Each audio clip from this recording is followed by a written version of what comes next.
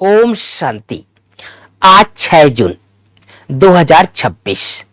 आज प्राणेश्वर बाबा की मुरली से याद रखने के लिए 2 बिंदु। पहला, बाबा कहते हैं मैं आता ही हूं पतितों को पावन बनाने, सो पावन बना रहा हूं। बाकी तो ड्रामा में जो होना है सो हो गई। समझो, अर्थक्वेक होती है, छत गिर जाती है, कहेंगे भाभी कल्प पहले भी ऐसा हुआ था, इसमें जरा भी हिलने की दरकार नहीं, ड्रामा पर पक्का खड़ा रहना है। इसको ही महावीर कहा जाता है। दूसरी बिंदु, बाबा कहते हैं और संग तोड़, मुझ एक के साथ जोड़ो। यह विनाश काल तो जरूर है, यह भी तुम बच्चे जानते हो। मनुष्य तो बिल्कुल घोर अंधियारे में है। तुम अभी समझते हो हमको तो बाप से पूरा वर्षा लेना है, याद बिगर सतो प्रधान नहीं बन सकेंगे। सर्जन बन अपने रोग को देखना है। आज की मुरली से मुख्य मुख्य 5 बातें। गीत बजा है ओम नमो शिवाय। पहली बात, मीठे बच्चे, अमृत बेला का समय बहुत बहुत अच्छा है, इसलिए सवेरे सवेरे उठकर एकांत में बैठ बाबा से मीठी मीठी बातें करो। दूसरी बात, प्रश्न है कौन सी नॉलेज निरंतर योगी बनने में बहुत मदद करती है? उत्तर है ड्रामा की। जो कुछ बीता ड्रामा की भावी, जरा भी स्थिति हलचल में ना आए, भल कैसी भी परिस्थिति हो, अर्थक्वेक आ जाए, धंधे में घाटा पड़ जाए, लेकिन जरा भी संशय पैदा ना हो, इसको कहते हैं महावीर। अगर ड्रामा की यथार्थ नॉलेज नहीं तो आंसू बहाते रहेंगे। निरंतर योगी बनने में ड्रामा की नॉलेज बहुत मदद करती है।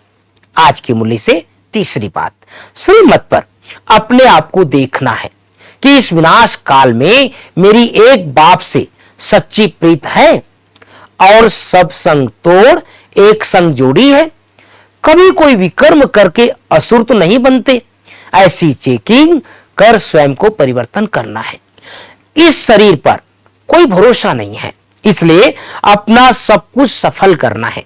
अपनी स्थिति एक रस अचल बनाने के लिए ड्रामा के राज को बुद्धि में रखकर चलना है। चौथी बात, वरदान है बार बार हार खाने के बजाय बलिहार जाने वाले मास्टर सर्वशक्तिमान विजयी भव।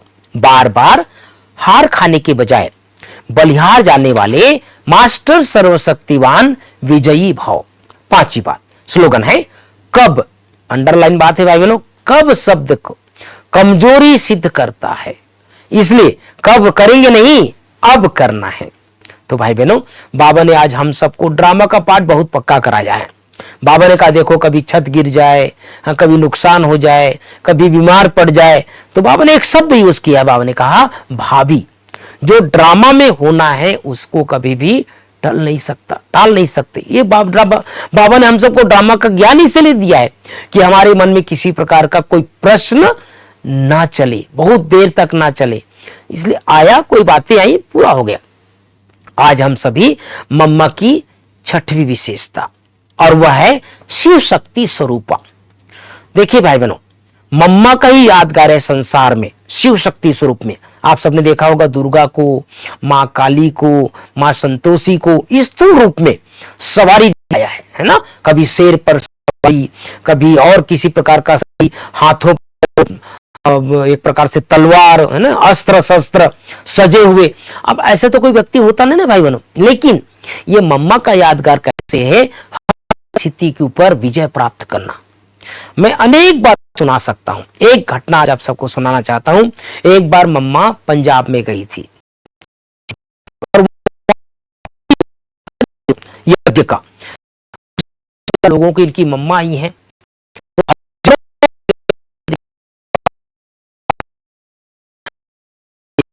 दीदियों ने आखिर कुछ लोगों ने दरवाजा ही तोड़ दिया, बोले आप मम्मा से मिलना है, आपकी मम्मा से मिलना है। तो बोली हजारों लोग कैसे मिलोगे? तो उसमें से 4-5 लोग फिक्स किया कि आज इनका फैसला करके रहेंगे इनकी मम्मा से। तो मम्मा ऊपर वाले रूम में एकांत में बैठ करके तपस्या कर रही थी, और वो 4-5 लोग गए, देखा भाई मम्मा योग में बैठी है, तो कहा कि चलो ये ध्यान व्यवस्था में है, थोड़ी देर ध्यान से नीचे आएगी फिर बात करेंगे। लेकिन मम्मा जब ध्यान से आई नीचे तो मम्मा सबसे पहले कहा, बच्चे कुछ कहना है। और मम्मा की वो रूपा, वो रूपा देख करके सारे चेहरे आए थे, क्या क्या मन में कल्पना करके आए थे, सब भूल गए। और सबके मन से, उन लोगों के जो 5 लोग गए थे हजारों में से, सबके मन से यही निकला, इनकी मम्मा बहुत अच्छी है, इनकी मम्मा योगी है, इनकी मम्मा शिव शक्ति है, इनकी मम्मा तपस्वी है। और जब बाहर आए तो वही 5 ने हजारों की भीड़ को शांत करा दिया कि नहीं, इनकी मम्मा अच्छी है। तो कहने का तात्पर्य है कि अगर हम शिव शक्ति स्वरूप में रहते हैं तो कोई भी परिस्थिति, कोई भी बात, कोई भी विघ्न हमारे सामने छोटा पड़ जाता है। तो आज सारा दिन मम्मा की इस विशेषता को याद रखना है, मैं शिव शक्ति स्वरूप आत्मा हूं। ओम शांति, ओम शांति।